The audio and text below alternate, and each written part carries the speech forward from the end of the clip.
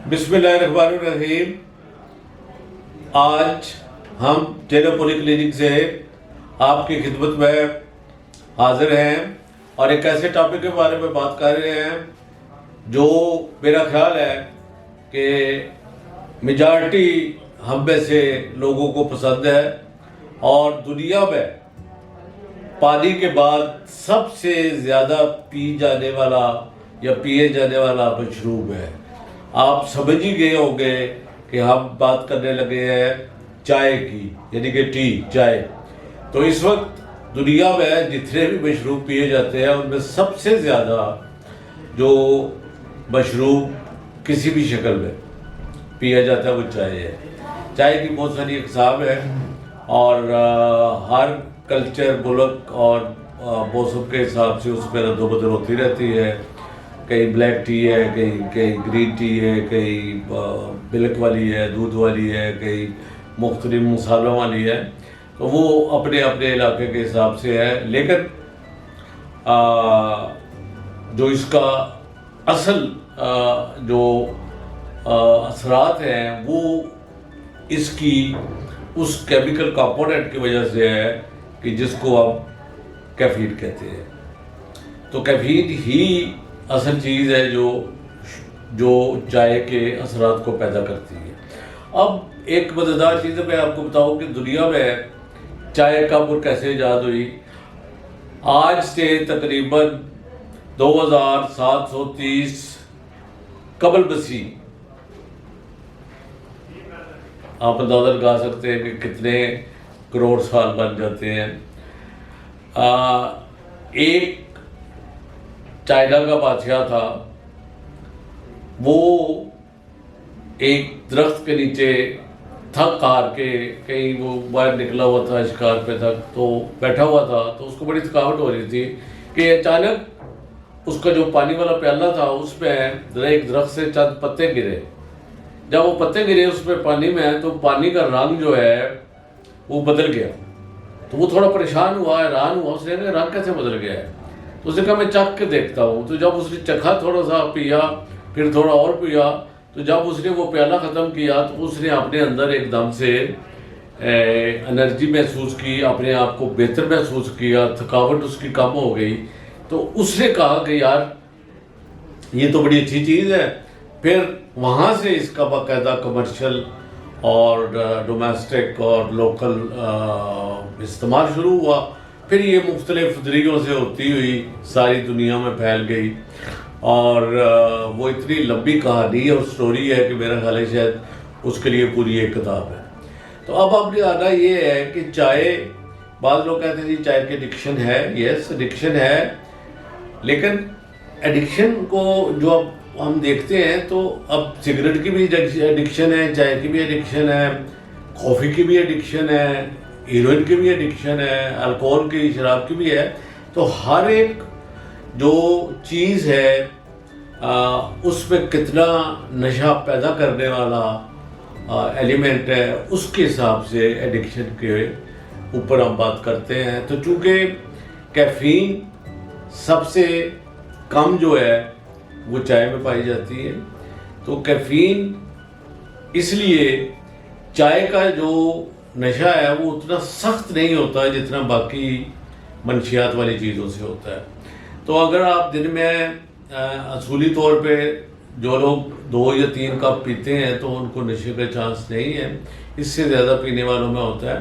वो वजह ये है कि जो आपकी चाय से कैफीन निकलती है वो आपके दिमाग पे मुख्तलिफ न्यूरॉन पे, मुख्तलिफ नर्व्स पे और दिमाग के मुख्तलिफ हिस्सों में काम करती है, जिसकी वजह से आपके अंदर एक थोड़ी खुशी, थोड़ा अच्छा मूड, स्माइल और थोड़ी एनर्जी लेवल आपका बढ़ता है और आप एक्टिव होना शुरू कर देते हैं। और यही वजह है कि मेजॉरिटी लोग उठकर सबसे पहला काम करते हैं जिसको हम कहते हैं मॉर्निंग टी, कि सुबह उठ के चाय पीते हैं।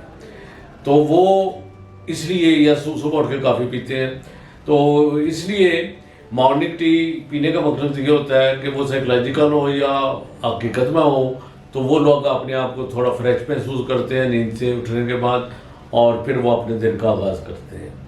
तो अब हम बात करेंगे, क्योंकि टाइम बहुत कम है, बात हम करेंगे कि दिन में कितनी हद तक प्यालियाँ जो है वो काबिल कबूल हैं, तो मेजॉरिटी 2 से 3 प्यालियाँ सबसे अच्छा टाइम है। एक तो सुबह का टाइम है, नाश्ते के कुछ बाद देर बाद ले सकते हैं आप, और दूसरा ये जो हम 4-5 बजे के लिए चाय रखते हैं, चाय पीते हैं, वो अच्छी चीज़ है। रात सोने से कम से कम 4-5 घंटे पहले चाय या कॉफ़ी का इस्तेमाल नहीं करना चाहिए, इसलिए कि उससे आपकी नींद डिस्टर्ब होती है। अब आप चंद एक मोटे मोटे चाय के फ़वाइद पे आएंगे। साबित ये साबित शुदा है, मिलियन हज़ारों डिफरेंट लोगों पे तजर्बों के बाद ये चीज़ जो है जिसको हम अभी जिक्र करने लगे हैं। नंबर 1, एंटीऑक्सीडेंट के तौर पे काम करती है, जो आपको बहुत सारी बीमारियों से बचाती है। इसमें इम्यूनिटी, बॉडी की क़ुव्वत मुदाफ़ियत बढ़ाने की सलाहियत मौजूद है, जो अगेन हमें बीमारियों से बचाव का एक ज़रिया है। तीसरे नंबर पे हमें एक्टिव रखती है, काम-काज करने में हमारी तवज्जो बेहतर हो जाती है, और हम जब चाय पी लेते हैं तो हमारे उस वक्त सोचने की, समझने की और काम करने की जो क़ुव्वत है वो बेहतर हो जाती है। दिल की एक बहुत सारी स्टडीज़ हुई हैं कि जिसमें बताया गया है कि दिल की बहुत सारी बीमारियां हैं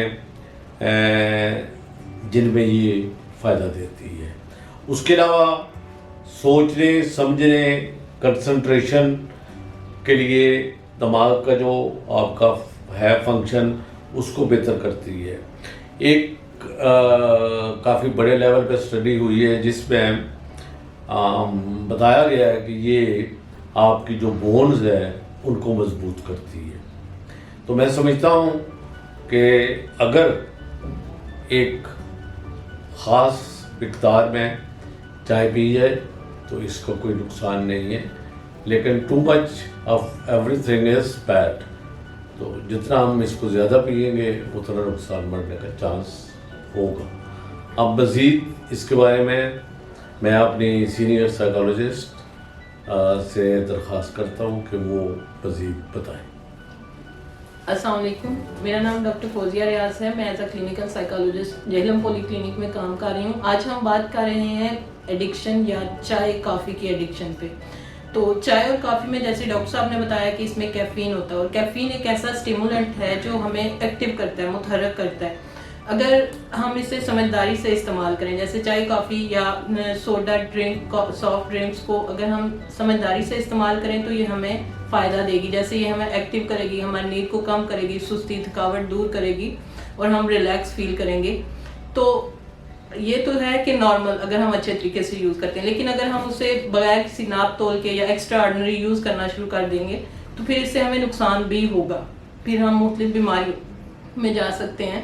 तो इसलिए हमें चीज़ों को सोच समझ के सेंसिबल वे में यूज़ करना चाहिए। कॉफ़ी या कैफिनेटेड ड्रग्स जो होती हैं, जैसे चॉकलेट, कॉफ़ी, सोडा ड्रिंक्स या शुगर लेवल जिन चीज़ों में ज़्यादा होता है, तो ये चीज़ें हमारे लिए ख़तरनाक होती हैं जब हम एक्सेस लेवल पे जाके यूज़ करते हैं। और स्पेशली प्रेगनेंसी में फीड करवाते हुए या फिर जब आप ड्रग्स ले रहे होते हो, एंटीबायोटिक्स या अस्थमा की ड्रग्स या दिल या और ऐसी दवाइयाँ जो इनके साथ कंट्राइंडिकेशन रखती हैं, तो उस कंडीशन में आपको ये यूज़ नहीं करना चाहिए या आपको अवॉइड करना चाहिए। लेकिन अगर आप प्रोटीन में इसे यूज़ कर रहे हैं, जैसे डीकैफिनेटेड कॉफ़ी जो होती है उसमें कम से कम 2 मिलीग्राम और ज़्यादा से ज़्यादा 200 मिलीग्राम कैफीन हो सकती है। और सोडा ड्रिंक्स या सॉफ्ट ड्रिंक्स में ये 9 से 110 मिलीग्राम कैफीन हो सकती है। और आम चाय के कप में 35 से 60 मिलीग्राम कैफीन हो सकती है। मतलब ये नॉर्मल इसकी रीडिंग्स हैं। अगर हम रूटीन में देखें कि एक बंदा 3 से 4 कप, 5 से 8 कप ले रहा है, तो इट्स मीन कि ये नॉर्मल नहीं है। जब वो ये चीज़ छोड़ेगा, विड्रॉल सिम्टम्स आना शुरू हो जाएंगे। ये डिपेंड करता है कि आप कितनी कैफीन ले रहे हैं, किस किस्म की ले रहे हैं, और वो कैफीन किस ब्रांड की है। तो मतलब ये चीज़ें डिपेंड कर रही होती हैं। जितनी स्वेयर आपको इसकी एडिक्शन होगी, उसकी विड्रॉल सिम्टम्स भी स्वेयर आएंगी। तो इसलिए अगर आप बहुत हाई क्वालिटी की ले रहे हैं तो उसका जैसे ही आप छोड़ेंगे या काफ़ी लेने का टाइम गुजरेगा तो आपको उसकी विड्रॉल सिम्टम्स 12 से 24 घंटों के दौरान आना शुरू हो जाएंगे। और वो इस कंडीशन में हो सकती हैं जैसे आपको सर दर्द हो सकता है, घबराहट, बेचैनी हो सकती है, टांगों में बहुत ज़्यादा दर्द, खिंचावट हो सकती है। लेकिन अगर हम देखें, ज्यादती तो हर चीज़ की बुरी होती है, excess of everything is bad. So हमें कोशिश करनी चाहिए कि एक रूटीन मैनेज करें। उसमें सबसे पहले अगर ये गलती आप कभी भी ना करें कि आप छोड़ना चाह रहे हैं तो सडनली खत्म कर दें सब कुछ एकदम से, नहीं ऐसा नहीं करना, बल्कि इसके लिए आपने ग्रेजुअल स्टेप्स लेने हैं। अगर आप 8 कप ले रहे हैं तो 3 दिन के लिए आप उन्हें 5 कप पे लेके आए, फिर 3 दिनों के बाद उससे 3 कप्स पे लेके आए, फिर उन कप्स को भी अब ये नहीं है कि उनकी तादाद कम करनी है, बल्कि उसकी थोड़ी सी क्वांटिटी कम कर दें, हल्का सा कम, जैसे 2.5 कप पे, फिर 2 कप पे, 3 तो ऑलमोस्ट नॉर्मल है, मतलब उस लेवल पे ले आए। लेकिन ये नहीं है कि आज अगर 8 से 5 पे आए तो कल 5 से 3 पे आ जाए, नहीं, 3 दिन उसी एक लेवल पे रखना है, फिर उसके बाद उससे थोड़ा और कम, फिर और कम, 3 दिन के वक्फे से। उसके अलावा आप साथ में हेल्प के लिए डीकैफिनेटेड ड्रिंक्स ले सकते हैं, जूसेस ले सकते हैं, पानी आपने ज़्यादा से ज़्यादा पीना है, नींद आपकी पूरी होनी चाहिए। आप अच्छी क्वालिटी की नींद लेंगे तो आपको वैसे भी इस चीज़ की ज़रूरत कम महसूस होगी। जब आपका पेट फुल होगा, आप ज़्यादा खाना खा रहे होंगे या अच्छा खाना खा रहे हैं, जूसेस ले रहे हैं, दूध पी रहे हैं, फ्रूट्स ले रहे हैं, तो मेरे को नहीं पता कि आप उसके अंदर क्या जा रहा है। उसे जस्ट एक चीज़ की क्रेविंग हुई, आपने कुछ ऐड कर दिया, कुछ खा पी लिया, तो आपको कैफीन की क्रेविंग कम होना शुरू हो जाएगी। तो इसलिए रूटीन में इस तरह की चीज़ें लें कि आपको उसकी ज़रूरत ही महसूस ना हो, और फिर जब आपने जहन में सोच लिया कि I have to do this, तो फिर उस पर स्टक हो जाएं और उस पर मेहनत करना शुरू कर दें। शुक्रिया। मेरे ख्याल इसमें एक चीज़ और मैं ऐड करना चाहूँगा कि अब डिपेंड करता है कि कितनी चाय हम पीते हैं। एक चाय है जो हम घर में पीते हैं थोड़ी सी पत्ती डाल के, एक जो है ट्रक ड्राइवरों वाली चाय है कड़ाके वाली, जिसको मलाई मार के कहते हैं, तो उसमें खासी तादाद में पत्ती डाली जाती है और उसको बहुत काढ़ा जाता है। तो ऑब्वियसली जिस किस्म की, जिस टाइप की चाय आप लेंगे, तो विथड्रॉल में छोड़ते हुए उसी किस्म के आपको मुश्किलात का सामना करना पड़ेगा। तो दूसरा तरीका इसका ये होता है कि always withdraw it slowly, Aahista Aahista करके। अगर आप 8 कप पीते हैं तो आप 5-7 पे आए, फिर 6 पे आए, 5 पे आए, तो 2-3 कप तक जो है वो एडिक्शन में नहीं आता। उस पर अगर आप आ जाते हैं और गुजारा अपना कर लेते हैं तो वेल एंड गुड। मेरा ख्याल है कि इतने बड़े टॉपिक को हमने कोशिश तो की है, उम्मीद है आपको इसमें से काम की चीज़ें मिली होंगी। लेकिन एक बात मैं बता दूं कि इसमें कोई बहुत बड़ी ख़तरनाक एलिमेंट ऐसा नहीं है कि जो आपकी ज़िंदगी के लिए नुकसानदेह हो सकता हो। तो इसलिए आइंदा के लिए प्लीज़ मैं हमेशा रिक्वेस्ट करता हूँ, ये जो लेक्चर्स होते हैं ये हम किसी कमर्शियल पॉइंट ऑफ व्यू से नहीं बनाते हैं। हमारा एक ही मकसद होता है कि आम लोगों तक जो मालूमात, जो इल्म हमारा है वो पहुंचाया जाए। तो इसलिए प्लीज़ आप सबसे दरख्वास्त है कि हमारे इनको सब्सक्राइब भी करें और जितने दूसरे लोगों तक आप इसको पहुंचा सकते हैं वो पहुंचाइए। हम आपके बहुत मशकूर होंगे। मैं और मिस फौजिया जेलम पॉलीक्लिनिक की तरफ से आपके शुक्रगुजार हैं। Thank you very much. खुदा हाफिज़।